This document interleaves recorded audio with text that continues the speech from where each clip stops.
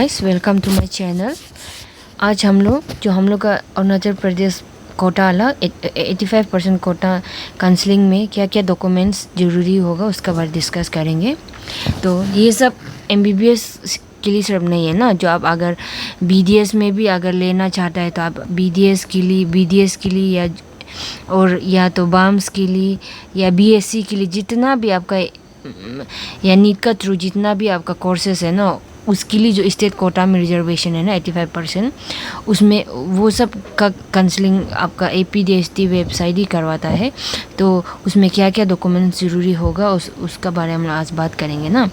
तो सबसे पहले आपको है नीट स्कोर कार्ड। जी आपका 2023 में जो आपका नीट का रिजल्ट है ना, तो वो नीट का रिजल्ट ज़रूरी होगा। और सेकेंड आपका 12 का मार्कशीट और पास सर्टिफिकेट ज़रूरी होगा, क्लास 12 पास का सर्टिफिकेट। और 10 का भी वही मार्कशीट और पास सर्टिफिकेट ज़रूरी होगा। उसके बाद आपका पीआरसी ज़रूरी होगा। उसके बाद आपका एसटी सर्टिफिकेट ज़रूरी होगा। आप अगर एपी अरुणाचल का स्केड्यूल ट्राइब है तो आपका एपी एसटी कैटेगरी लोग के लिए और कैटेगरी 1 के लिए हाँ ये। और आपका एम्प्लॉयमेंट सर्टिफिकेट ज़रूरी होगा, ये आपका नॉन एपी एसटी कैटेगरी 2 के लिए। और इसके बाद और पीडब्ल्यूडी सर्टिफिकेट ज़रूरी होगा, जो आपका फिजिकली जो डिसेबल है ना, अगर फिजिकली कोई इंडिविजुअल डिसेबल तो उसके लिए भी स्टेट में कोटा रख देता है, एक सीट, तो उसके लिए उसका पीडब्ल्यूडी सर्टिफिकेट ज़रूरी होगा। और ये सब है आपका, ये सब जितना है ना, ये सब आपका रजिस्ट्रेशन टाइम में ना, आपका जो काउंसलिंग के रजिस्ट्रेशन नहीं करते कि उसमें ये ज़रूरी होगा। तो रजिस्ट्रेशन करके अगर आपको सीट अलॉटमेंट हो गया होने के बाद ये आपका एडमिशन प्रोसेस में ज़रूरी होगा। ये सब का साथ आपका ये भी ज़रूरी होगा, माइग्रेशन सर्टिफिकेट, टीसी ज़रूरी होगा, करेक्टर सर्टिफिकेट, ये सब क्लास से स्कूल से मिलता है तो आप लोग को। तो मेडिकल फिटनेस सर्टिफिकेट, तो आपको जो कॉलेज में जब कॉलेज एडमिशन हो रहा होगा तो आपको पूरा डिपार्टमेंट में आपका पूरा बॉडी को चेक करके ना, तो वो लोग साइन कर देगा आप वो मेडिकल फिट है कि नहीं है, तो उन लोगों को सबका साइन ज़रूरी होगा। ये आपका मेडिकल फिटनेस सर्टिफिकेट हो गया। तो 5 पासपोर्ट साइज फ़ोटोज़ ज़रूरी होगा।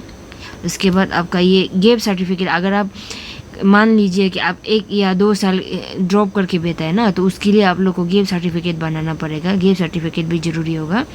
और पेरेंट्स का इनकम चाहिए होगा। उसका बाद आपका आधार कार्ड चाहिए होगा। उसके बाद यहाँ में 16 में आपका वो होगा अलॉटमेंट लेटर। अगर आपको सीट अलॉट हो गया ना, तो अलॉट जब करते समय उन लोग को अलॉटमेंट लेटर देगा आपको, वहाँ का काउंसलिंग टाइम जब आपको सीट अलॉट कर दिया जाएगा तो ऑफिस से आप लोग को अलॉटमेंट लेटर देगा। तो ये अलॉटमेंट लेटर को भी आपको कॉलेज में ले जाके आपको सबमिट करना। और आपका जो ये रजिस्ट्रेशन के लिए आपको एसटी लोग के लिए आपका है 500 देना पड़ेगा फी जो। उसके बाद और जो नॉन एपीएसटी वाला है ना, जो कैटेगरी 2 है, नॉन एपीएसटी को आपको देना पड़ेगा आपका 700 रुपीज़ जब रजिस्ट्रेशन कर रहा है। ये नॉन रिफंडेबल है।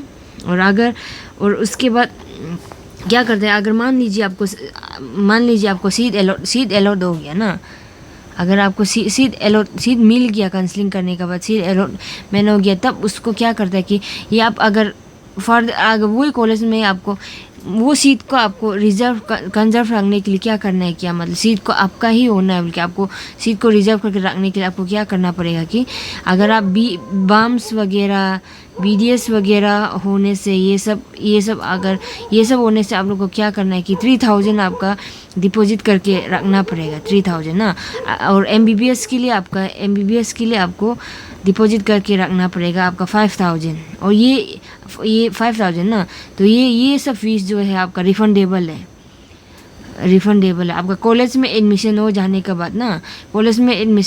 के बाद आपको ये एमबीबीएस का जो 5000 है, ये आपका जो 3000 है जो आप डिपॉजिट करके रखा था ना आपका सीट का वो के लिए, मतलब सीट का सेफ्टी के लिए, उसका जो आप डिपॉजिट करके रखा, ये इसको आपका एडमिशन हो जाने के बाद आपको 1-2 महीना के बाद आपको आपका अकाउंट में भेज देगा वापस।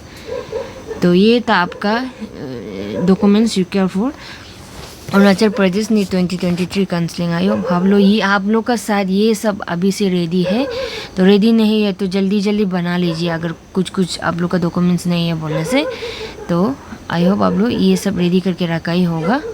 Thank you.